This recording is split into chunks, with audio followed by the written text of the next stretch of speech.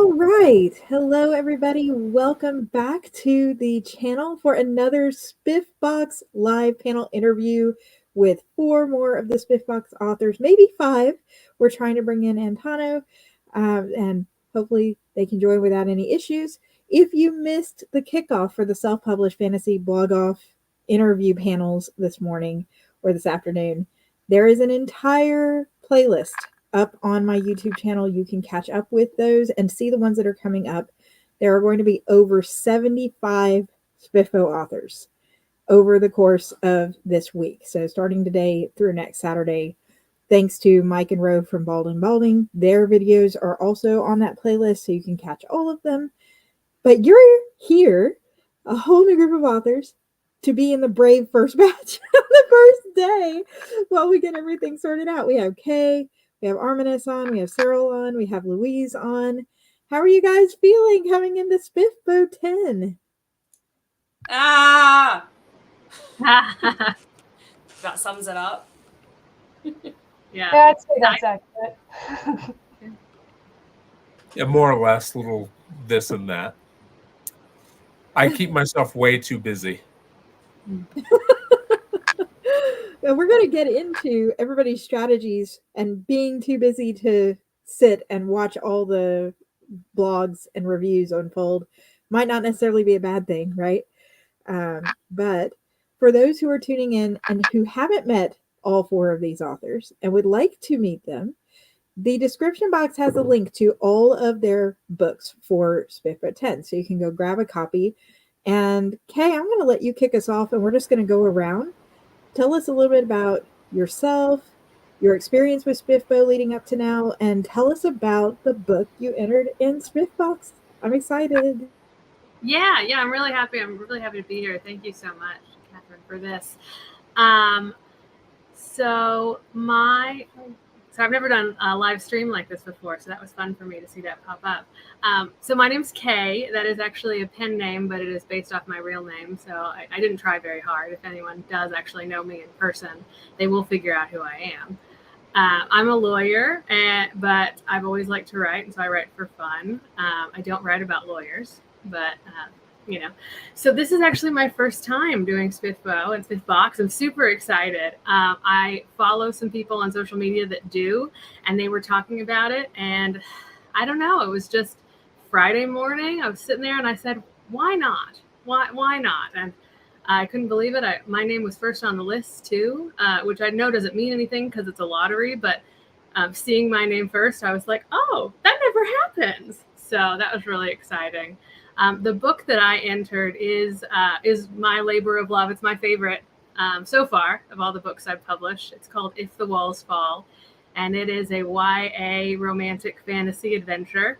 It is a series, but the first book has its own self-contained story, just in case, But I wrote it because, I read a lot of fantasy romance. I read a lot of fantasy romance as a kid. I read a lot of sort of teen protagonists, and this was me kind of just taking my shot at it a little bit, and all the things that I found kind of unreasonable growing up about these YA protagonists, and particularly in fantasies.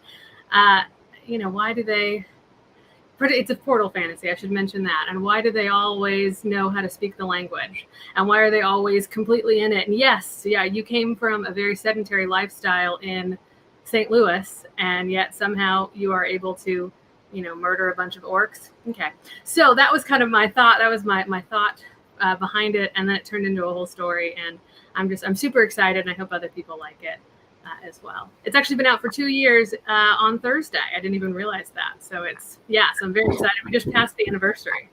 So. And my cats just had a fit in the background. Sorry, everybody. Oh, congratulations. Happy book birthday. Yes, very exciting. I love the idea of taking a portal fantasy and making it, what if this was an actual person? And it's not fantasy related, but I read A Drive Through Time by Andre Sago and loved that it was like a time travel sci-fi based on someone who gets in their RV and their RV takes them back in time. And I loved the fact that you've got this, regular computer tech middle-aged guy in that one, and it was just so cool seeing, okay, what would it be like running away from guards and jumping over walls or attempting to? You don't live that lifestyle at all. So I'm very interested to see that in like a fantasy form. That's Yeah, really exactly. That was my thought. Exactly, is what 17-year-old is really, and what are they thinking? Usually very excited, I feel like at the 17 I would have loved jumping into Portal Fantasy until I realized, oh no, I actually have to do things. I have to be the hero. Okay, we'll see. So no Google Translate. We're in trouble. So Artemis, welcome. Tell us a little bit about yourself, your book, your experience with SPFBO. Is this your first year? Yeah, so my name is Artemis. That is a pen name, and it's significantly different from my real name. No, I'm not telling you my real name. So because I do not want you egging my house. I take that. Eggs are very expensive right now. You don't need to be wasting them on my house. And paint Leave them in also a is. gift basket with like a pretty little bow. Like, here's your eggs. Yeah, I mean, if you gave me eggs that way, I'll take it. Just don't throw them at my house. So now I'm curious about what kind of book you wrote. Yes, all sarcasm galore. Is and with a lot of things I write. So this is my first year in SPFBO. I rarely enter my stuff in contests. Usually I have to get Delia Wan to twist my arm to submit anything to anywhere. So I was surprised that my name was picked, even though it was like less than 50% from the overall. So I'm just enjoying the ride. Is really what I'm doing. Talking to new people I otherwise wouldn't have. The book I submitted, it's probably going to be the shortest one in SPFBO, just underneath the, just underneath the 50,000 word mark, called A Plagued Elf.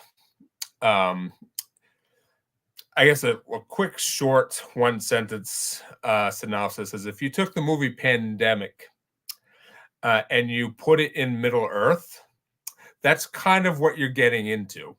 It's not a perfect explanation, but it's the closest thing that you can look into. I personally have a problem with tropes because I don't write tropes. So as you can tell, marketing is always a pain in the butt because of that. It's like, what tropes are in it? I don't know. But you have an awesome cover.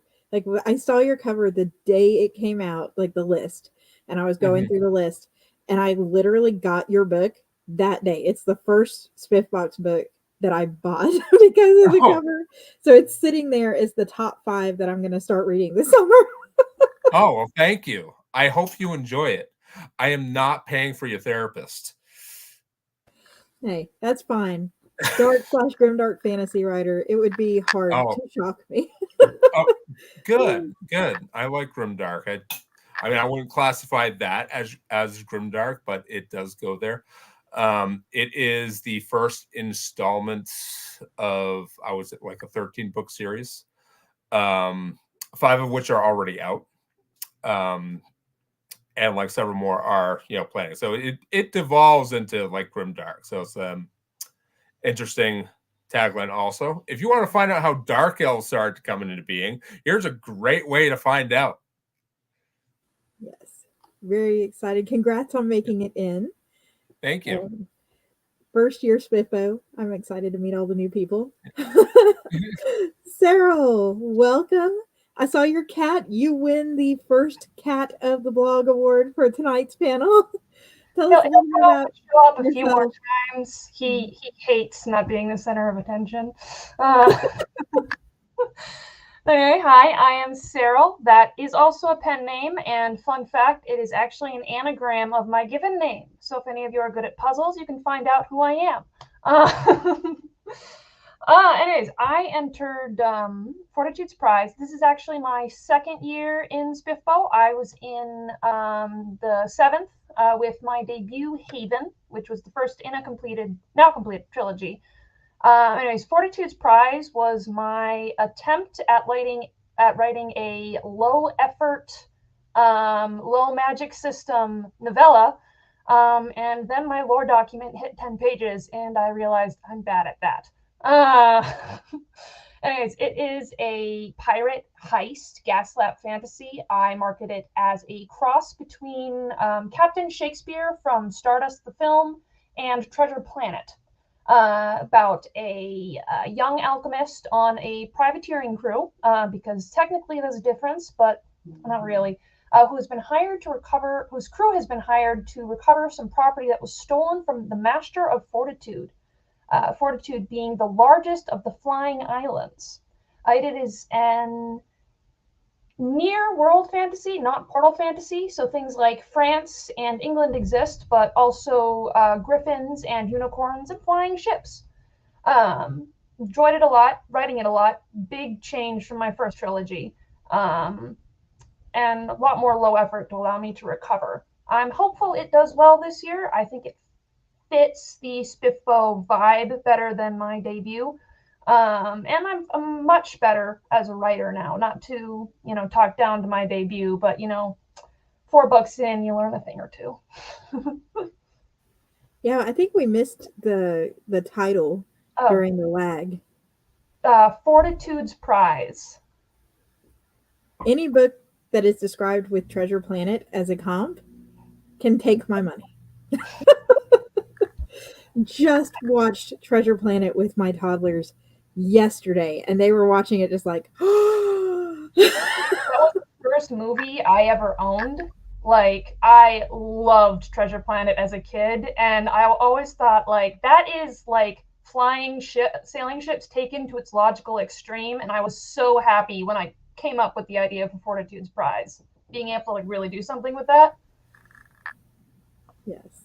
Super, super exciting, and such a wide range of genres already. So, Louise, what are you bringing to the SPFBOX table? Well, for starters, I am bringing my full government name, which is the only one in the group to do so. Please feel free to Google me. The main reason I've used my real name is to spite everyone that's ever wronged me, so they can see how successful I am. But purely coincidental for the sake of Kay, who's a lawyer. Yeah, absolutely. Allegedly, I will use the word allegedly a lot, because I'm motivated by spite most of the time. So I'm bringing my debut novel, Spark of the Divine, which I have here, which is technically a true story because it is the D&D campaign my friends and I ran for 3 years. So the majority of things that happened in this novel happened in real life, albeit I did clean it up a little bit because, as anyone who's played D&D knows, things can go a little bit sideways. You can spend 6 hours on a shopping expedition. There's only one shopping chapter, kept that to a minimum. But don't come looking for me, Josh. I know you're Australian. Spite of the Divine. Yes, absolutely. One of the main reasons I wrote this is because my old best friends wanted to write a book, and then she said that I couldn't, essentially. So I was like, watch me. So here I am. And here you are. Yeah. Trying to go all the way. So is it mainly more like a lit RPG then? Or have you changed it to be more like classic epic or something like that? Yeah, like I didn't know lit RPG was a thing, but I definitely wanted it to read like a classic fantasy. I grew up reading Feist and Robin Hobb and Robert Jordan. I wanted it to be if someone had never heard of Dungeons and Dragons, they could still read this book and have 100% ideas knowing what's going on. But someone who would be a long-time veteran of the game would maybe be able to peek behind and be like, oh, I can see that that's where a natural 1 got rolled and shit went to hell.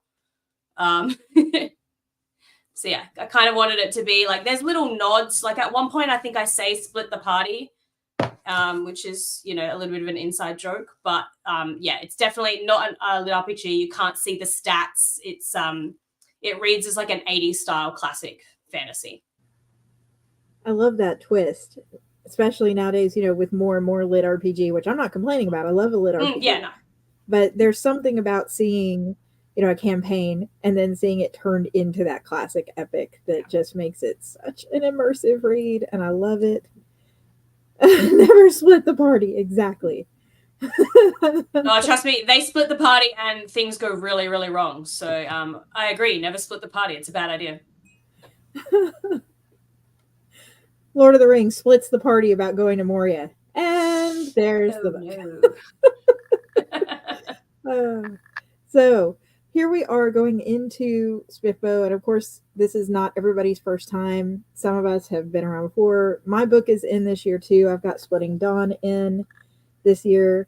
It was my attempt into dark epic fantasy romance, and it ended up being dark epic fantasy with a reverse harem subplot a little bit, but I got carried away with the demons and the dark elf vampire elves in this book. So it ends up not ending the way you would expect a romance to end, and I will leave it at that because if I go further, it's going to be spoilery. But I've got to admit, there are so many great books this year that I was like, wow. Even having done this before, it is still just something that makes you go awestruck to walk in and see these books and these authors and the quality. Some of the best indie fantasy represented in SPFBO 10. So I'm curious to know what you guys feel like your strategy is going in. Obviously, there's not a strategy to win. You present the book, that's done. Nothing you can do there except refresh and hope for a good review. But as far as the community aspect of SPFBO, the opportunities that come up for interviews and like co-ops and things like that, and sales for the books, which I know is what the readers who are watching really want. They're like, when is the book going on sale so I can grab all these great books? What is your strategy going in? Are you going to be sort of active? You're going to come and go like some of our finalists suggested from SPFBO 9? Are you going to pretend it's not there and then come back in December?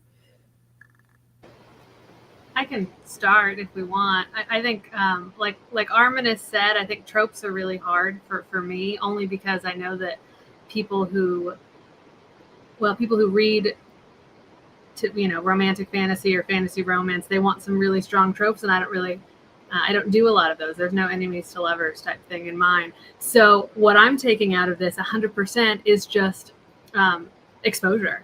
Like whatever happens with this, I'm just so happy that there's more readers potentially on it. I have already personally seen a spike. I'm in KU, and I literally, the day this was announced, there was a spike, and that lasted through the early week. And I think it was because everyone's posting and we're seeing, and because of the lottery, my book has shown up the first one. So I think it's the first one people looked up. So as far as a plan, I'm going to be as active as I can just because of that exposure. And I think also trying to find a bigger community. There's so many authors out there, and you get lost kind of in the shuffle. So if they're this is being the first time I've done it, having maybe finding this community and trying to get more active in it to have that little group would be really nice. So those are my plans, is just to write it as long as I can, basically. Yeah. How about you, Cyril? Oh. Pretty the same as Kay. When I did this previously, I participated in 2 interviews, and I ran a couple of sales. I'm planning to run a sale probably in the August, mentioning that I'm in this, but also that I got into BBNYA, Book Bloggers Novel of the Year, for this year. Trying to capitalize on the fact there is going to be a lot of attention on these contests. SPFBO is, of course, I think, the biggest, at least in my corner of the book community online. So just getting the eyes on it is, I think, the best part of it. It's, even if I don't win, it's marketing. getting a lot of traffic to my website. People are looking at my other books, hopefully, while they're on there. So I think that is, that and the connections, the networking opportunities, I think are the best things you can pull out of this. And just going into it like looking like I'm going to win, I feel it's kind of detracts a bit from the experience. 300 entries, 299 losers. So, I'm going to try to look for positive sides outside of winning or losing. Yeah, absolutely. How about you, Arminis, going in for your first year? I know you mentioned a little bit already. Yeah. So with every contest, this is one of the reasons why I don't really submit, is I go in with low expectations, just so that you're not disappointed at the end. And so, and I think with mine, I'm looking forward to doing a couple of like monthly newsletter swaps, because I think that's helpful. And unfortunately, I made the mistake of going wide at the wrong time. So the Plague Elf is no longer on Kindle Unlimited. However, I do already have it out for free anyways. So if somebody wanted to, they could, like ask me and I'll send them an EPUB or something. But it's like, things like that. The community has been great. It's been very helpful with a diverse view of how to get the words out. And, as like Kay and Cyril had mentioned, it's, it's very, there's marketing, there's organic marketing, but that itself is not alone. Like you still got to like do things. So, yeah, that's really it. But, again, I have absolutely low expectations so that I'm not disappointed at the end of it. Yeah. And last year was my first year, and that's sort of how I came into it. It was like, I know I'm way in out of my depth, but I was just excited to connect with the community. And I was so behind the 8-ball last year. One of my friends, Andrew D. Meredith, got me into this last year and was like, just try it, and did. And then the day they announced the list, I had my book like full price because I hadn't thought about, let's mark it down so it's more accessible, to all these readers or anything like that. This year I knew better. This year I was like, what can I do to make this as accessible as possible to readers? And then sort of fell into the blitzes, and that was great. But then Kareem, who was on one of our earlier panels today, was like, somebody needs to do SPFBO news every week and roundup, so we're not like all bouncing around keeping up with everything. And that's how I ended up doing SPFBO news weekly. And my goal for it was, I write on the side as a hobbyist more than anything. And I'm an editor for a living. So I didn't come into this going, I want tons of sales or anything like that. It's like, I like to connect with readers. That's great. But I just want to connect with the community and get to see more readers, more authors, more bloggers. But that was probably the best thing that came out for me last year, was just getting to connect through, SPFBO news. So, and then I get to meet all you guys, which is super fun. So there's a lot of things, if you're going in here and you're wanting to like be an author, like full-time serious, I'm going to use this, then this is a perfect opportunity to really leverage for all the publicity you can possibly get. And then if you're more like, hey, I write, I love it, I want people to read it, there's also other opportunities in that middle ground too, where you don't have to wear yourself into the ground either. Louise, how about you? I love how you say that you had no idea what you were doing last year, but then your post from like a couple of days ago saying, here's what you should do for newbies. Like, number one, put your book on sale. That's why my book is on sale right now, because I saw your post and I was like, oh, that's a great idea. And so, yeah, Sparks on sale. I didn't know what a countdown sale is on Kindle because I'm Australian, so they don't even have that in the Australian KDP. So I was like just clicking buttons like, okay, just put it on sale, crap. All right, let's go. But I wouldn't have thought to do that because, it just didn't click to me. I was like, oh, it's in KU. People will read it. It'll be fine.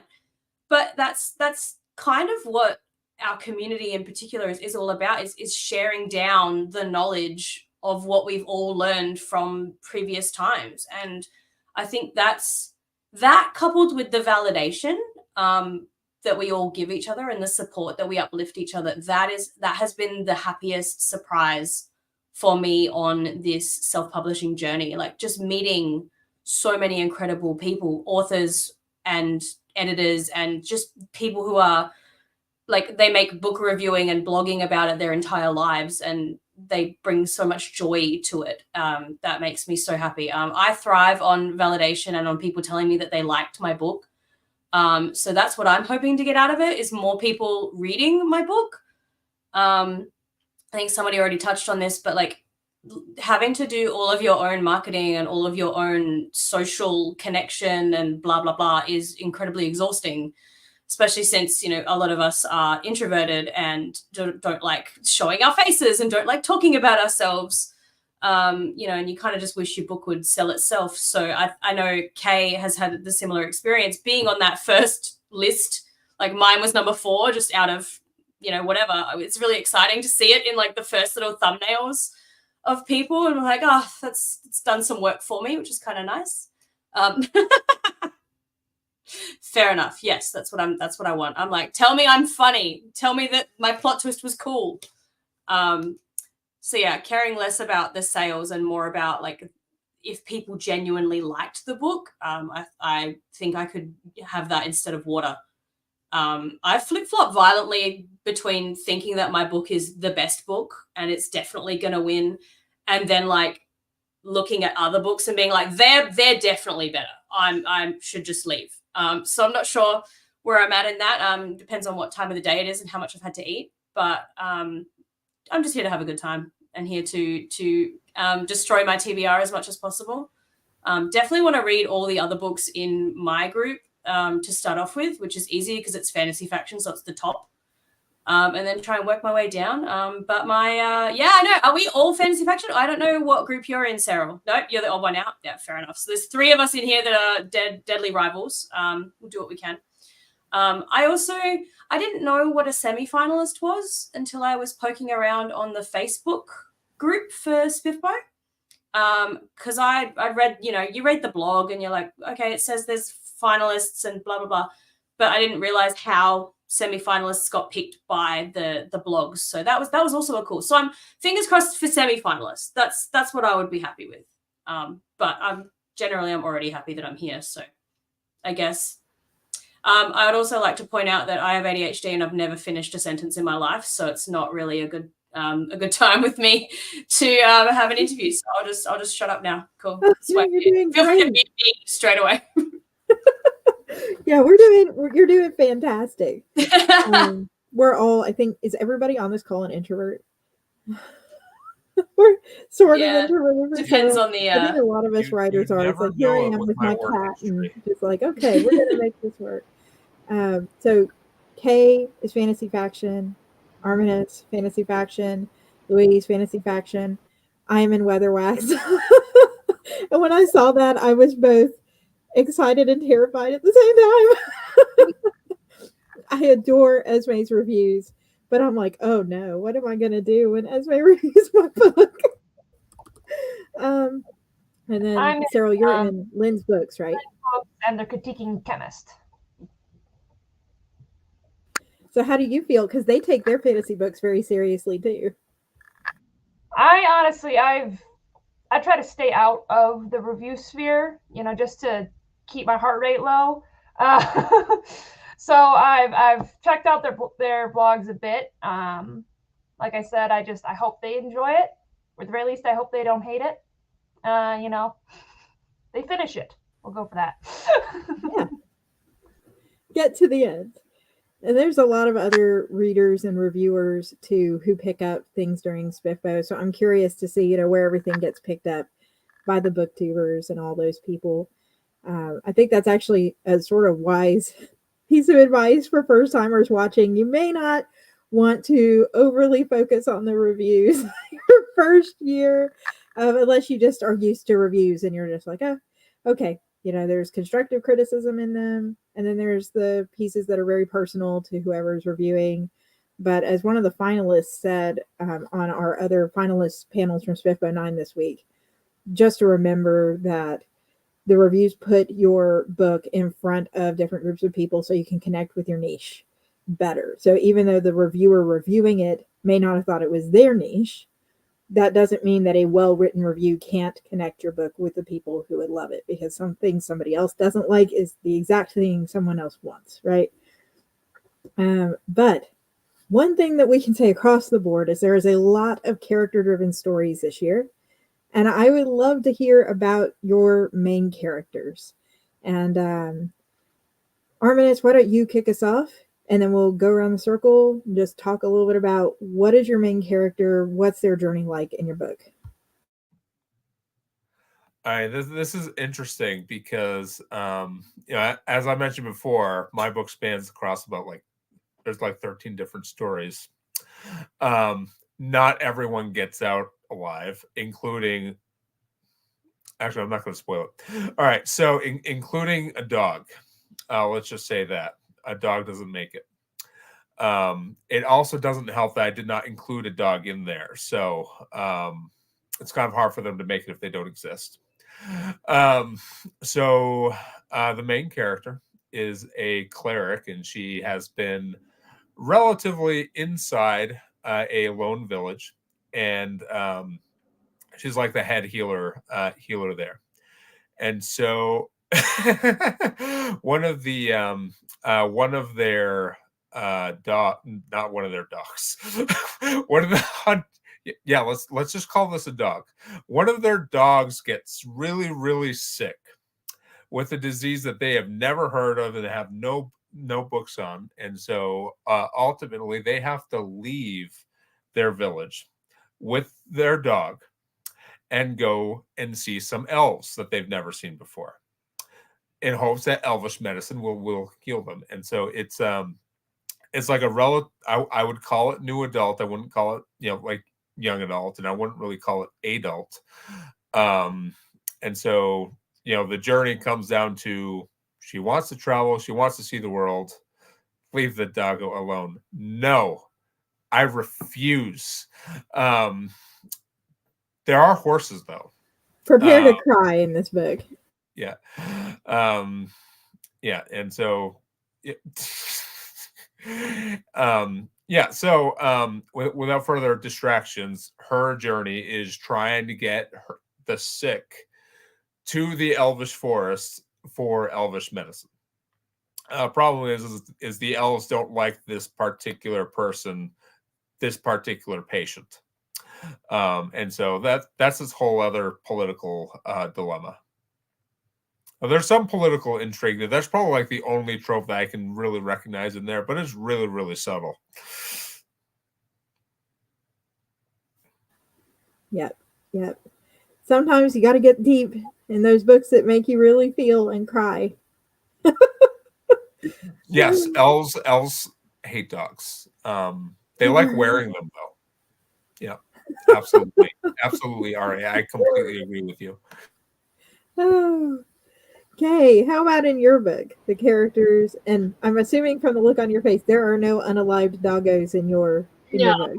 No, there is a moment with the dragon where it's like the only violence is a dragon gets hit, but it is immediately healed. So we're YA and we're sticking with well, it's not.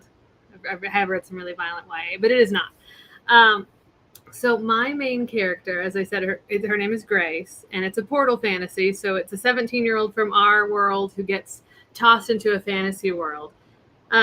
Grace does not like fantasy. She doesn't read fantasy. It's just, hates it. She loves romance novels. And so she's really kind of pissed that if she has to do this, why is it not a romance novel?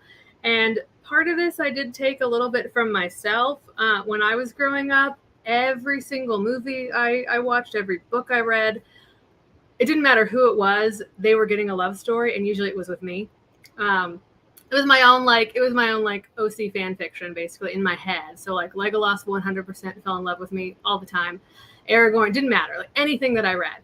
And so that was her too. And so her thing is she loves romance, so she's trying to kind of create romance plots out of it, and she's getting really irritated that it's well, no, I do not want to fight a dragon or ride or fly on a dragon. I am trying to get my first kiss over here. And it's with a group of, she's got her.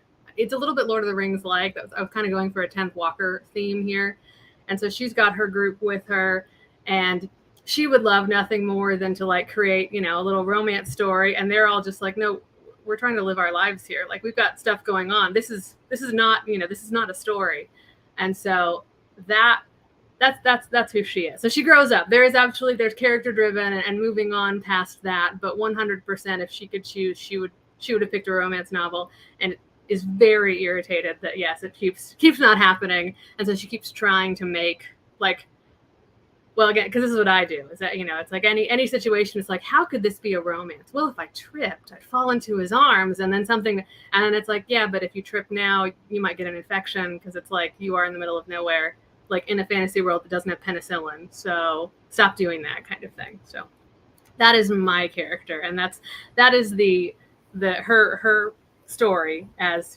she has to realize that, oh yeah, no, it's about me growing and not me finding a boyfriend, alas.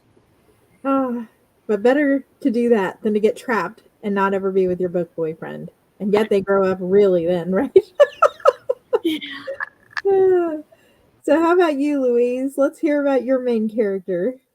Ooh, how much time have you got? Because Spark has four main POVs anyway. I would say the main character is a divine by the name of May.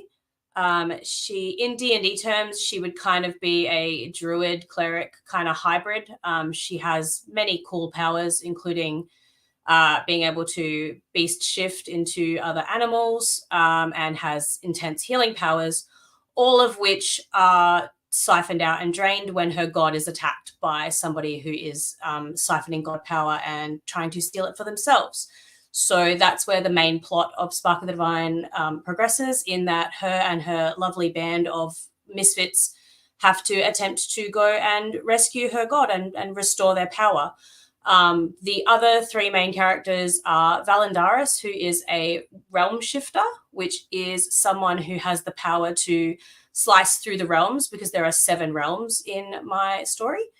So he can portal fantasy, which is kind of cool.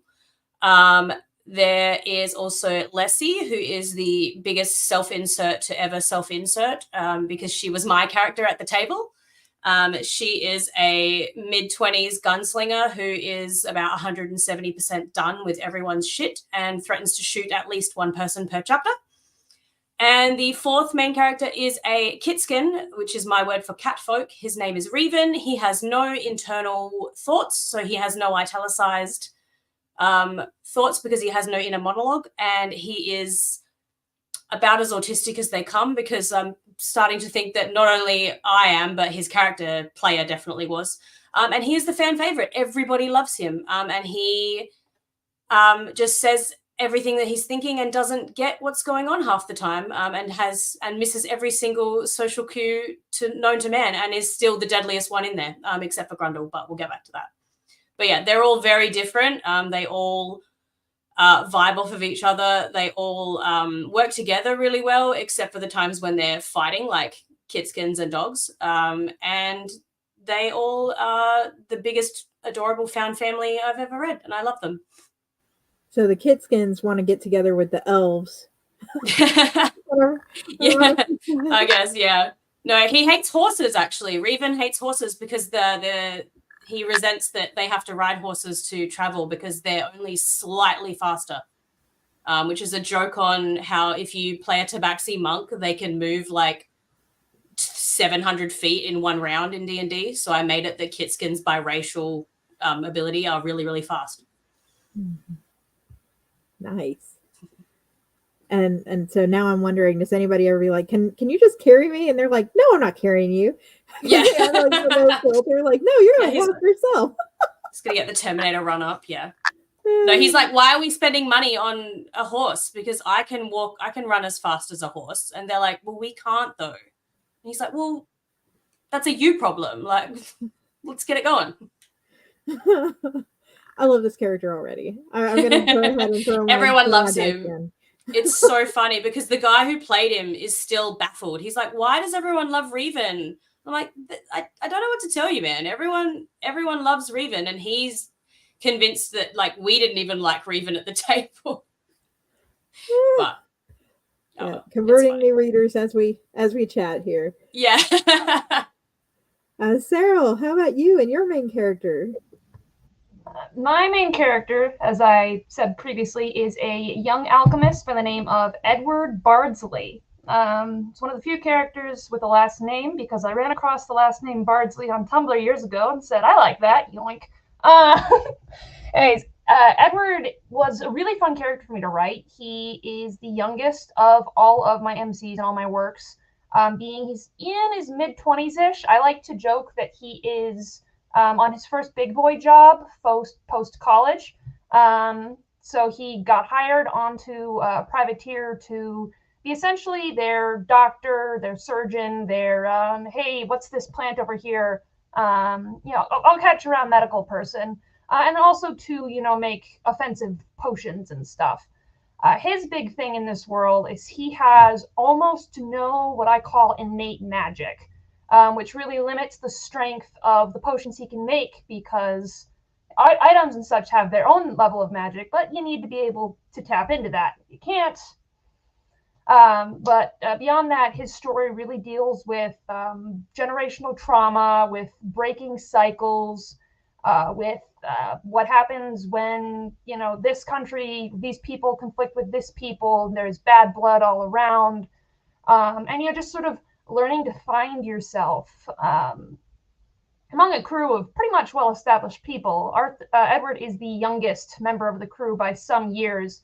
And, it's found family, so they all sort of treat him as a little brother / kid. But he was a ton of fun to write, and his personal goals along the crew were, impacted with their overall goal. He's always like, oh ho ho, if we do this really dangerous quest, I'll get more of the cut of the rewards. So I'm all in favor of it. But he's a nice young guy, makes for a good cross. I market it as adult, but it could probably fall more easily in the new adult category if that was more marketable across stores and Amazon. Yeah, so I'm curious because last year, R.K. Ashwick was in the Critiquing Chemist blog with Arrival Most Vile, and it was about two competing, essentially alchemists who end up falling in love, and it was a great book and everything. But I know R.K. on the panel interview we just did mentioned how nervous they were figuring out they were in the Critiquing Chemist blog because of their, science background and everything. And here you are, sort of in the same scenario this year. You've got your alchemist and you're in the Critiquing Chemist blog. So I have to ask, how much research went into the alchemy side, or is that something you just are interested in general? Or are you just crossing your fingers and hoping that it passes? A bit of both. Like I said, this was meant to be my low effort right after the completion of my trilogy. So I do, to toot my own horn, I retain knowledge pretty easily. But also I didn't go into deep depth of we need this reagent and that reagent to make a healing potion. But also it's things like, okay, if you drink this ginger tea mixed with this, that'll be good for your nausea. If you mix this chemical with this chemical, that's good for getting rid of rust. And the griffins are there to catch people if they fall off the ship. So I didn't go very deep in the science side of things, but I like to think the magical side of things is pretty solid for why things work the way they do. And of course, the in-world explanation sort of is that this is Edward writing his memoirs years later, and he's trying to make them accessible. So they don't necessarily go deep into the technical how-to because you can't sell a book like that, not to the general audience. Yeah, we're getting into hard fantasy, like they have hard sci-fi where it's like, I could build a time machine after I read this book. That's my first trilogy. I was very happy to be done with that. And that's the reason for needing an easier write, but not easier because you're right here with SPFBO with it. And so, yes, yeah. I'm excited. But thank you all so much for hopping on and sharing about your books and chatting with me about SPFBO on the weekend and being brave enough to volunteer to be on the kickoff day when the tech gremlins are still running around. It has been such an honor just to meet everybody. Thank you so much. Yeah, thanks for hosting. Yeah. It's fun. Yeah. Thank you for having Thank us. you Thank so you much. for everything that you do for SPFBO as well. Like the news and the roundup, it is absolutely priceless. And it helps so much more than you know with all of our nerves for sure. It is my pleasure. And thank you, Kareem, for the idea last year. I reluctantly put off doing it as long as I could, and then I was like, okay, I'm just gonna do it. And this year I'm like, okay, we're just gonna start with SPFBO News, and it won't be such a bog. But it is fun, and being in this community is a huge honor. And no matter what happens and who moves on, it is such a pleasure to be a part of this community and see the great indie books that are represented. So I wish you all the best. I hope we all go all the way, which is sad because we got 3 fantasy faction people. It's like, I can't wait to you guys. I'm sorry. It's fine. Everything's fine. It's all gonna be Hey, fine. we're on the top of the websites, so that's always the win. Exactly. Low expectations, and our names are first. Low expectations. Yeah. I like it. Yes, very thoughtful reviews to come. And thank you to Mark Lawrence and all the bloggers, if any of you are watching, for the time and effort you put into the reviews and doing this competition for free. If you're watching and you want to grab any of these great books, the links to them are in the description box, as I said earlier. And there's a whole playlist of the upcoming panels that are going to be going on tomorrow through next Saturday. So you can go to my YouTube channel and go to the very top of playlist there, and that is where they will be. And we'll be adding more to them because I can only load a certain amount at a time. So now that we've had a few new panels are going to pop up tonight, so you can see who else is coming on. And yeah, this has been great. Go support all the indie books and wreck your TBRs with us. Thanks, everybody. Bye. Thank you. Bye.